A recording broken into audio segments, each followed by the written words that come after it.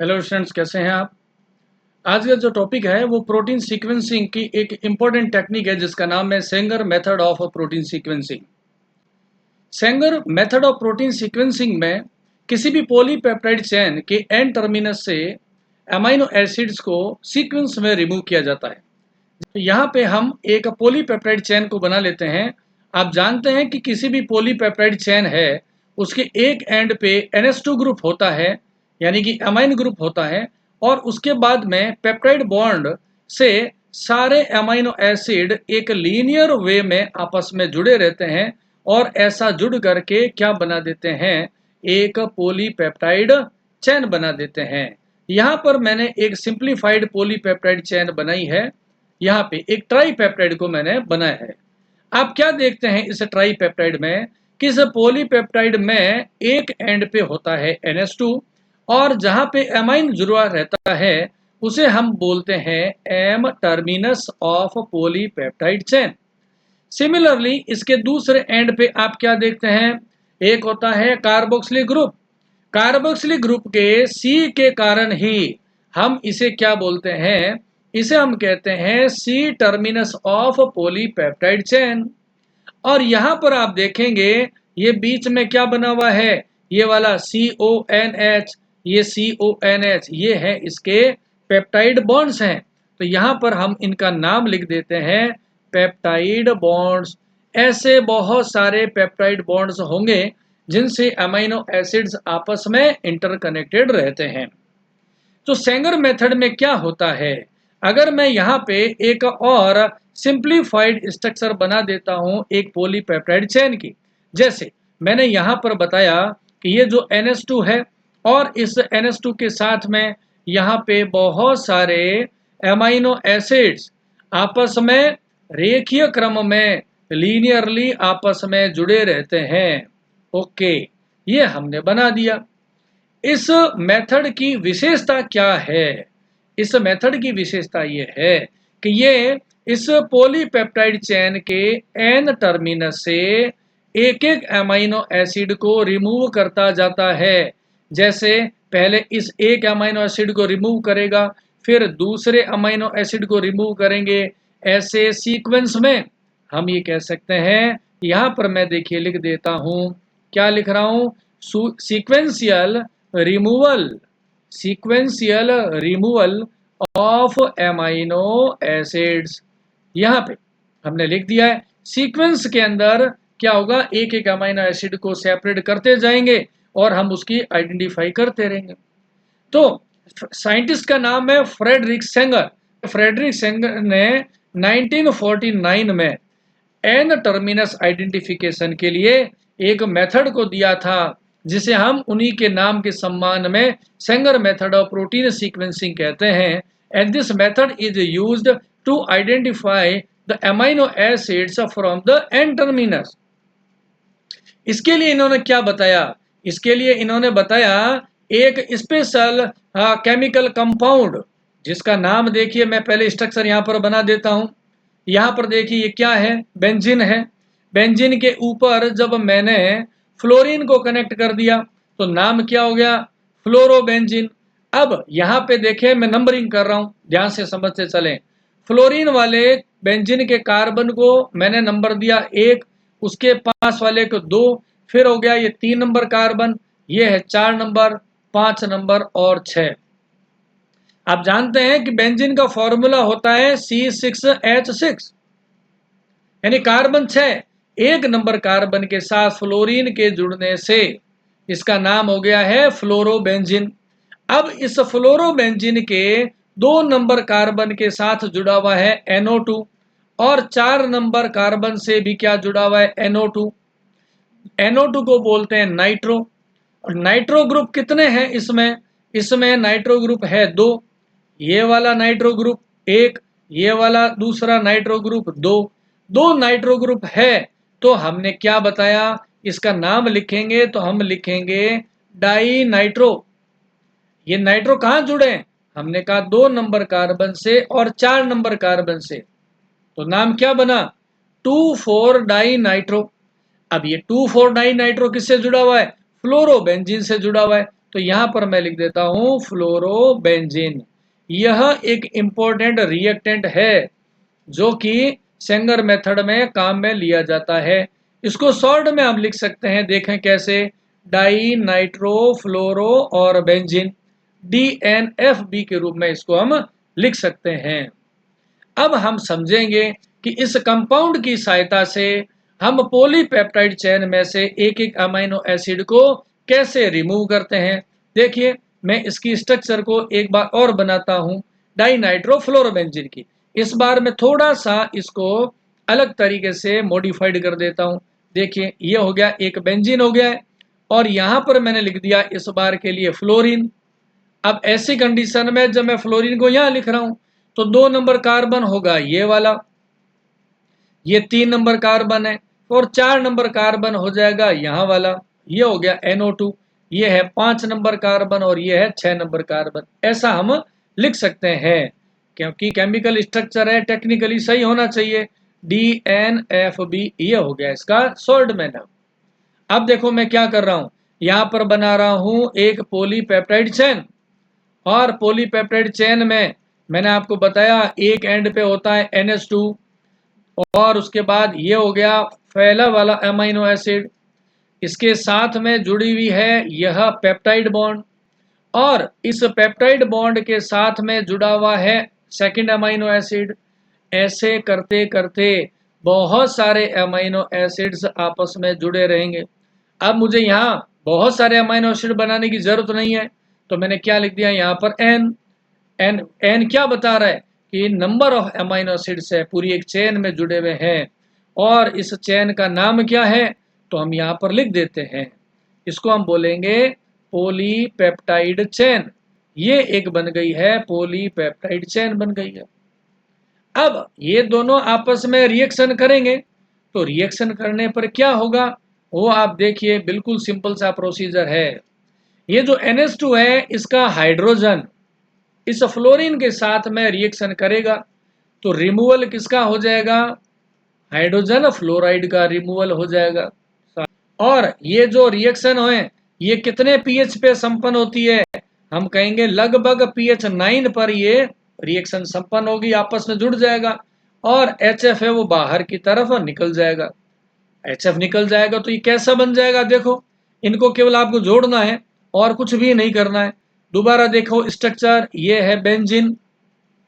अब बेंजीन के साथ में यहाँ पे हमने क्या कहा, ये वाला हाइड्रोजन और ये फ्लोरीन बाहर निकल गए, तो remaining polypeptide chain is attached with this molecule. तो कौन सा बन गया, देखो, ऊपर वाली चेन के साथ में कंपैरिजन करते हुए चलेंगे। यहाँ पर देखो, ये हो गया पेप्टाइड बॉन्ड, और उसके बाद ये वाला हो गया second amino acid, and then number of amino acids are attached. तो यहाँ पर ये मैंने कहा, यहाँ पर क्या होगा, ये जुड़ा हुआ है NO2 2 नंबर कार्बन से, और 4 नंबर कार्बन से भी क्या जुड़ा हुआ है, NO2 जुड़ा हुआ है। अब देखो इसका नाम क्या बना, नंबर देखो, केमिस्ट्री है, बायोकेमिस्ट्री का नाम है, केमिस्ट्री लगा हुआ है, तो आपको टेक्निकली समझने की जरूरत है। ये वाला 1 नंबर कार्बन, ये 2, और ये है 3 नंबर, और ये वाला है 4। अब देखें यहाँ पे इस मॉलिक्यूल का क्या नाम लिखेंगे, पहले मैं शॉर्ट में लिख देता हूं, इसका नाम होगा DNP पॉलीपेप्टाइड। ये जुड़ गया है, DNP पॉलीपेप्टाइड बोलते हैं। अब DNP का मतलब क्या हुआ, DNP को मैं यहां पर लिख देता हूं, यहां पे डाई नाइट्रो, 2 नाइट्रो जुड़े हुए हैं, किसके साथ जुड़े हैं, बेंजीन के साथ में, तो मैंने लिख दिया फिनाइल, डाई नाइट्रोफिनाइल। इसी को हमने शॉर्ट में क्या नाम दिया है, DNP दिया हुआ है।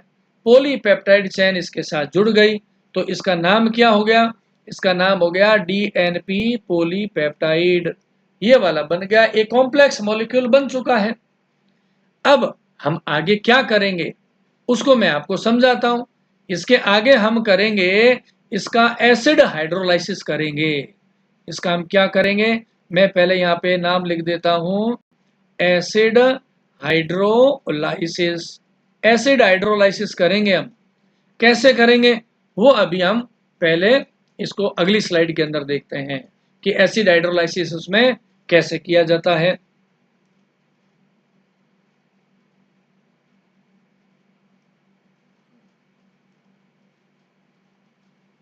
अब देखिए, अभी हमने जो समझा है उसमें देखना है एसिड हाइड्रोलाइसिस कैसे हुआ। दोबारा एक बार मुझे वो स्ट्रक्चर बनानी पड़ेगी। देखो यहाँ पर मैंने बताया था क्या है, बेंजीन है। ये वाला था कार्बन नंबर 1। इस कार्बन नंबर 1 के साथ क्या जुड़ी हुई थी, पॉलीपेप्टाइड चेन। ये हो गई। दोबारा एक बार ड्रॉ करना पड़ेगा आपको। यहाँ पर मैंने बताया था क्या है, यहाँ पर है पेप्टाइड बॉन्ड CONH, और उसके बाद में ये जुड़ा हुआ है R2 second amino acid. Again ये हो गया एक और पेप्टाइड बॉन्ड, और उसके बाद में हो गया ये तीसरा अमाइनो एसिड, और ऐसे नंबर ऑफ अमाइनो एसिड्स है, बहुत सारे जुड़े हुए हैं। और इसके 2 नंबर कार्बन पे क्या था, एक था NO2, और 4 नंबर कार्बन है वहां पर भी क्या था, NO2। तो मैंने आपको बताया कि इसका नाम होगा DNP पॉलीपेप्टाइड। ये हो गया DNP पॉलीपेप्टाइड बन गया है। और अभी मैंने आपको समझाया था इसका नाम DNP पॉलीपेप्टाइड क्यों पड़ा है। हमने कहा कि दो तो है नाइट्रो ग्रुप, ये वाला नाइट्रो, ये वाला नाइट्रो, तो नाम हो गया डाई नाइट्रो। बेंजीन रिंग का नाम रख दिया फिनाइल, तो नाम क्या हुआ, देखो मैं टिक मारता हूं, NO2 di nitro phenyl polypeptide chain बन गई है। अब हमें वेरी इंपॉर्टेंट पॉइंट पे फोकस करना है। इसका हम कराएंगे एसिड हाइड्रोलाइसिस। एसिड हाइड्रोलाइसिस, पहले मैं यहाँ पे नाम लिख देता हूं, कौन सा, एसिड हाइड्रोलाइसिस। अब हाइड्रोलाइसिस नाम आ रहा है, इसका मतलब हम किससे रिएक्शन होगी इसकी, वाटर के साथ। देखो जैसे मैं यहां पर बना रहा हूं उस पॉइंट को ध्यान रखें। क्या, पहला अमाइनो एसिड जहां R1 लिखा है और दूसरा अमाइनो एसिड जहां R2 लिखा हुआ है, उसके बीच का पेप्टाइड बॉन्ड यहां पर वाटर मॉलिक्यूल आएगा और इस पेप्टाइड बॉन्ड को ब्रेक कर देगा, पेप्टाइड बॉन्ड को ब्रेक करेगा ये।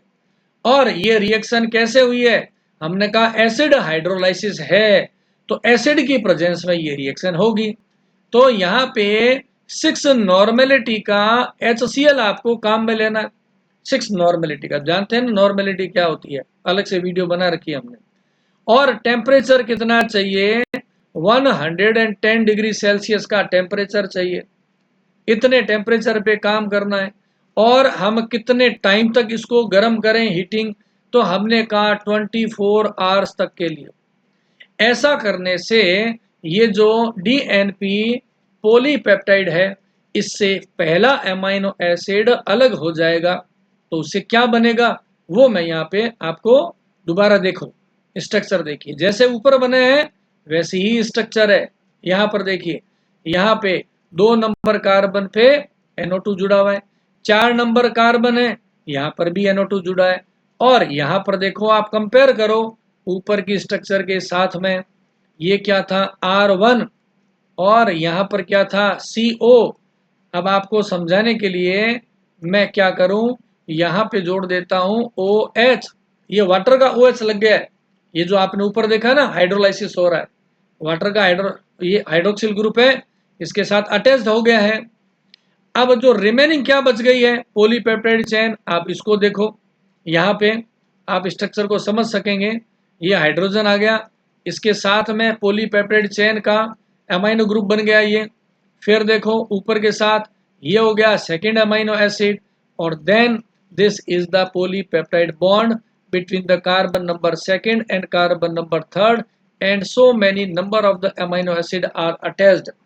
So इस पॉलीपेप्टाइड चेन से क्या हुआ है, इस पॉलीपेप्टाइड चेन में क्या हुआ कि इस पॉलीपेप्टाइड चेन से एक अमाइनो एसिड कम हो गया है, हम कहेंगे 1 लेस अमाइनो एसिड, एक अमाइनो एसिड अलग हो गया है। अब इस मॉलिक्यूल को हम क्या कहेंगे, इस मॉलिक्यूल का नाम आप खुद सोचिए। फिनाइल की रिंग है ये वाली, फिनाइल की रिंग, 2 नाइट्रो ग्रुप जुड़े हुए हैं, तो नाम क्या हुआ, डाई नाइट्रोफिनाइल एमाइनो एसिड। ये बन गया डाई नाइट्रोफिनाइल एमाइनो एसिड बन गया है। और इसने क्या किया है, यहां से देखो आप, यहां से आप देखेंगे ये फर्स्ट वाला अमाइनो एसिड है, इसका रिमूवल हुआ है। ये रिमूवल कहां से हुआ है? ये रिमूवल हुआ है एन टर्मिनस से रिमूवल हुआ है। समझ गए बात को? इसका रिमूवल कहां से हुआ है? तो हमने कहा रिमूवल हुआ है एन टर्मिनस से। यहां पर मैं लिख देता हूं, removal of amino acid from the N terminus. इसीलिए हम इसे क्या बोलते हैं? इस मेथड को बोलते हैं एन टर्मिनल आइडेंटिफिकेशन बोलते हैं। यह है इसका सेंगर मेथड। और अब हम क्या करें? अब हम ये करें कि ये जो डीएनपी अमाइनो एसिड्स यहां से रिमूव हुआ है, इस अमाइनो एसिड का हम आइडेंटिफिकेशन कर लेंगे। बहुत सारी डिफरेंट टेक्निक है, उससे हम आइडेंटिफाई कर सकते हैं। आइडेंटिफिकेशन, यहां सब चीजें मैं लिख देता हूं। आइडेंटिफिकेशन ऑफ डीएनपी, शॉर्ट में लिख देता हूं अमीनो एसिड। तो हम क्या करेंगे?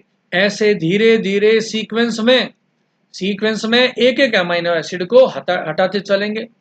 इसीलिए मैंने क्या कहा था? Sequential process. जब आप सीक्वेंस में एक एक अमीनो एसिड्स को हटाते रहोगे एन टर्मिनस से, तो हमारे पास में क्या हो जाएगी? पूरी पॉलीपेप्टाइड चेन है, इसकी सीक्वेंसिंग कर पाएंगे। तो जब कभी भी आप ध्यान रखें, अगर एग्जाम में पूछा जाता है कि सेंगर मेथड में एन टर्मिनस से प्रोटीन सीक्वेंसिंग कैसे करते हैं, तो ये जो मैंने बताया आपको उतना लिखना। अगर बड़ा क्वेश्चन आ जाता है क्या कि एन टर्मिनस आइडेंटिफिकेशन करने की डिटेल में लिखे, right detail account on an terminus identification, तो आपको 3 मेथड के बारे में लिखना है, जो मैंने आपको पहले बता रखे हैं। पुरानी वीडियो में मैंने बताया था, याद होगा। पहला मेथड मैंने बताया था डेंसाइल क्लोराइड से रिएक्शन। डेंसाइल क्लोराइड से जब हम रिएक्शन करेंगे तो क्या होगा? एन टर्मिनस से अमाइनो एसिड हट जाएगा। और दूसरा आप लिखेंगे एडमंड डिग्रेडेशन। ये मैं आपको पहले वाली वीडियो में बता चुका हूं, तो आप वहां पर देख लेंगे। और तीसरे नंबर पे आप क्या लिखेंगे? सेंगर मेथड से। अगर बड़ा क्वेश्चन आता है एन टर्मिनस आइडेंटिफिकेशन का, तो आपको इन तीनों मेथड्स के बारे में लिखना है। कौन सा? डेंसाइल, एडमंड डिग्रेडेशन और सेंगर मेथड। इन तीनों की अलग अलग वीडियो जो है वो अवेलेबल है। अब हम देखते हैं आगे की तरफ। ये मैंने कुछ की फीचर्स बताए, जो बातें मैंने समझाई है उसी के बारे में दे रखा है। देखिए सेंगर मेथड की क्या विशेषता है, एडवांटेज क्या है। हमने कहा यह सिंपल और इजी मेथड है। The simple and easy to perform in a basic biochemical laboratory. Okay, इसलिए बहुत बढ़िया बात है। यह मेथड क्या है? Specify for identify N terminus, ये मैंने आपको बता दिया। एन टर्मिनस से एक एक अमीनो एसिड का रिमूवल करता है। And useful for determining the first amino acid of A protein और पॉलीपेप्टाइड चेन। ओके, बिल्कुल अच्छी बात है, ये भी हम समझ चुके हैं। अब बात आती है, हर मेथड में कोई ना कोई लिमिटेशंस होती है। Only determine the N terminal amino acid, not the entire sequence. तो केवल एन टर्मिनल से ही हम इस प्रोसेस को कर सकते हैं। If N terminal amino acid is chemically modified, N terminal पे जो पहला अमीनो एसिड होता है उसको अगर हमने मॉडिफाइड कर दिया, यानी कि एसिटाइलेटेड कर दिया। एसिटाइलेटेड का मतलब क्या हुआ? CH3CO को हम क्या बोलते हैं? CH3CO, इस ग्रुप को बोलते हैं हम एसिटो ग्रुप बोलते हैं। तो जब हम इसका एसिटाइलेशन कर देंगे तो वो पहला जो अमीनो एसिड है वो प्रोटेक्टेड हो जाएगा। ऐसी कंडीशन में यह मेथड काम नहीं कर पाएगा। और एक और प्रॉब्लम क्या है? स्ट्रॉन्ग एसिड हाइड्रोलाइसिस, बहुत ज्यादा पावरफुल एसिड से हाइड्रोलाइसिस करेंगे तो क्या होगा? Peptide chain and all other structure है वो सारी बिखर जाएगी। इसी तरीके से application of the Sanger method में आप पढ़ेंगे यहाँ पे identification of N terminal amino acid, मैंने आपको बता दिया है। Study of post translational modification at the N terminal end, जब प्रोटीन का सिंथेसिस होता है और एन टर्मिनल के ऊपर कोई मॉडिफिकेशन हो जाता है आफ्टर द ट्रांसलेशन प्रोसेस, तब भी हम इस मेथड को काम में ले सकते हैं। Early studies of protein sequencing specially the insulin, क्योंकि आप जानते हैं इंसुलिन क्या है। इंसुलिन एक पॉलीपेप्टाइड नेचर का हार्मोन होता है, जिसमें आपने पढ़ा हुआ है कि दो पॉलीपेप्टाइड चेन होती है और वो दोनों चेन आपस में डाइसल्फाइड बॉन्ड से जुड़ी होती है, ऐसा आपने पढ़ा हुआ है। और Sanger was awarded the Nobel prize in the chemistry, इन्होंने सीक्वेंसिंग की थी इंसुलिन की, और सेंगर ने बताया था कि दो पॉलीपेप्टाइड चेन होती है, एक में 21 अमीनो एसिड है, दूसरे में 30 है, और ये डाइसल्फाइड बॉन्ड से जुड़ी हुई है। तो सेंगर मेथड है, इसके वजह से इन्होंने फ्रेडरिक सेंगर ने इंसुलिन की सीक्वेंसिंग की थी, इसलिए उनको नोबेल पुरस्कार मिला था। तो हिस्टोरिकल पर्सपेक्टिव पता होना चाहिए। देखिए यहाँ पर वेरी इंपॉर्टेंट एक पॉइंट क्या आ रहा है समझना है। कई बार एग्जाम में पूछ लेते हैं that what is the difference between the Sanger method and Edmund method. Similarity तो है, दोनों ही मेथड में एन टर्मिनस से रिमूवल करते हैं। तो यहाँ पर देखते हैं प्रिंसिपल, देखो क्या है। पहला सेंगर मेथड कैसा है, यह है केमिकल लेबलिंग वाला मेथड है। एडमंड में क्या होता है, sequential removal of N terminal amino acid. Reagent different different काम में लेते हैं। इसमें लेते हैं सेंगर मेथड में डाई नाइट्रो फ्लोरोबेंजीन को, जबकि एडमंड डिग्रेडेशन में फिनाइल आइसोथायोसाइनाइड को काम में लेते हैं। ये मैंने आपको बताया था उस मेथड के अंदर। यहाँ पर देखें, ये फिनाइल है, यहाँ पर क्या हो गया नाइट्रोजन, उसके बाद में कार्बन और फिर डबल बॉन्ड एस, इसको हम बोलते हैं PITC। इस PITC को काम में लेते हैं। डाई नाइट्रोफ्लोरोबेंजीन मैंने आपको भी बता दिया था। Sequence determined only first amino acid को ही यह आइडेंटिफाई कर पाता है, जबकि Edman degradation several amino acid in the sequence 30 से 50 अमीनो एसिड को सीक्वेंस में रिमूव करता रहता है। समझ गए बात को। तो ये इसके कुछ हमने डिफरेंस बताए, इसको आप टेबल को आप पढ़ लेंगे तो आप इजीली समझ पाएंगे। और ये आप सेंगर मेथड को प्रोबब्ली समझ चुके हैं। नेक्स्ट अपनी वीडियो आएगी सी टर्मिनस आइडेंटिफिकेशन